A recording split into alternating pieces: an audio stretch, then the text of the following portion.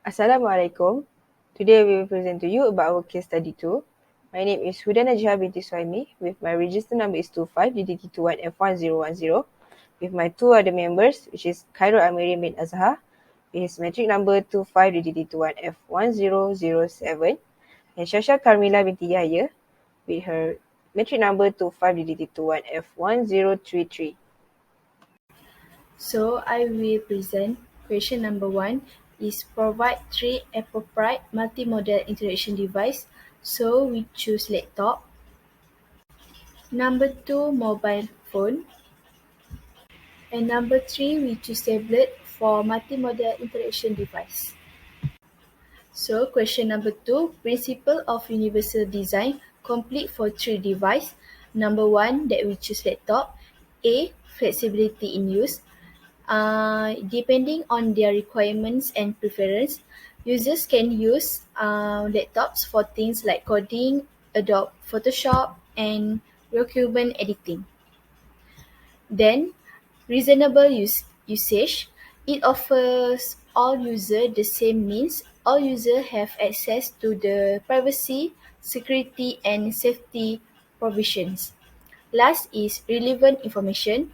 For relevant information, a laptop's built-in narrator can be used to read screen content to blind or visually impaired people. For mobile phone, first, perceptible information. Screen reader functionality is available on mobile device. Everything on the screen will be read out. Second is flexibility in use.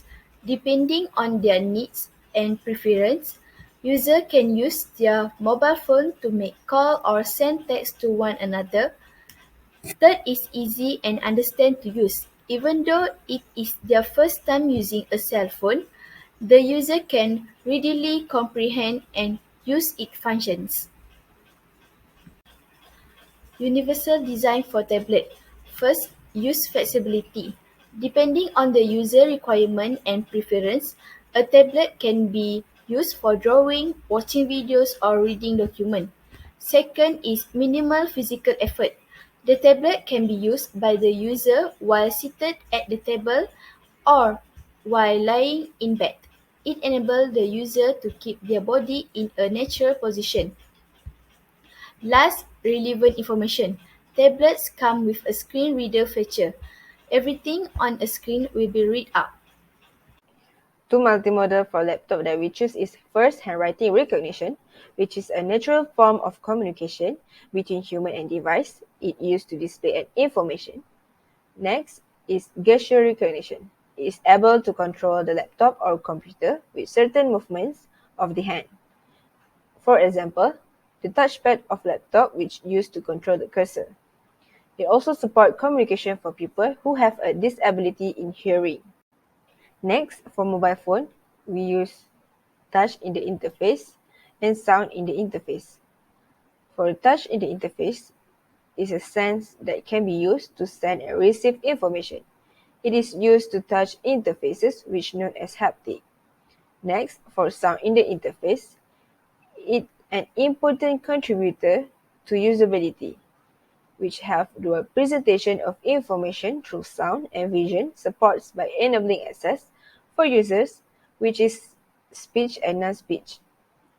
For this device, it uses both, which is non-speech and speech method.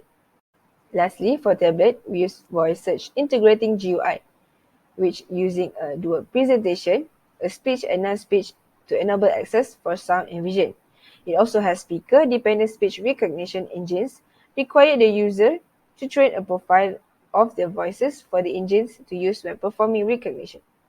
Next, application for the visually impaired for detecting and recognizing objects, which using a RFID-enabled tablet, which combine three approaches: RFID-based, which is visual tag computer vision based, and non-visual tag computer vision based. The benefits is being portable, accessible, low cost, and more robust in a wider range of conditions that the approaches it is comprised of. Now I am going to present about two limitations uh, about each device.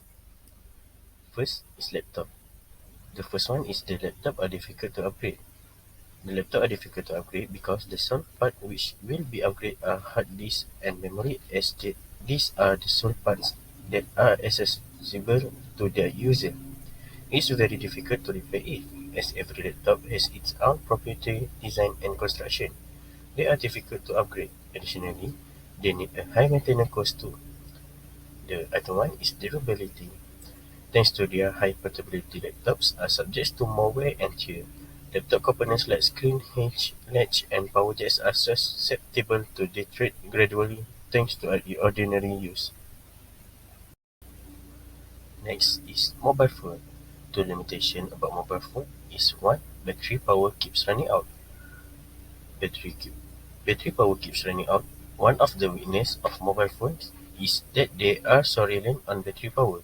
You regularly have to check how much power is left, as well as find ways to recharge. Battery power is improving all the time, but rather than improving the problem, all that happens is that new models are made that are more power hungry.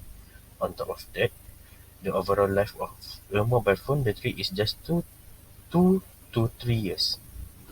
Next, for mobile phone is if you lose your phone, you lose your life. Why? Because it's useful. For sure, it's useful to have all your contact info, photos, videos, and other information on one device. But if you ever break or lost that device, you can find yourself with real problems. Even just out of power can result in you being unable to access vital information and cause you real problems.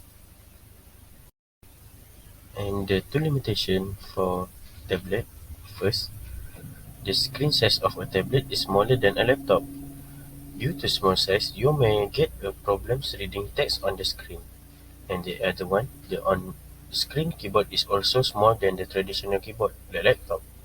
Also, the typing speed on a tablet is lower than laptop due to small screen size. So, for the improvement for laptop to older user is because of their diminished strength or perhaps just because they are accustomed to the pressure required to activate typewriter keys. Many older computer users push the keys more firmly than is necessary. A few pieces of Velcro can be used to attach the keyboard while still allowing for movement when needed to alleviate this problem. Another choice is non-slap mating, which can be found at most hardware stores or retailers that target and secures the keyboard to the table without the need for any kind of permanent installation. So, for the improvement for mobile phone is build a mobile phone special for older users that include features like larger text fonts and icon, listener menus, voice command typing, email access, a camera, and are hearing aid compatible. Also, met larger battery capacity because the older always forget to charge their phone. And the last one is improvement for tablet. Many older adults are excited about the prospect of using a tablet, but at the same time are apprehensive. Fears about breaking a device or using it wrong can deter them from becoming more involved in learning about the benefits of technology. It's important for caregivers and family members to be patient and supportive while introducing older adults to technology device. And that's all from us. Thank you.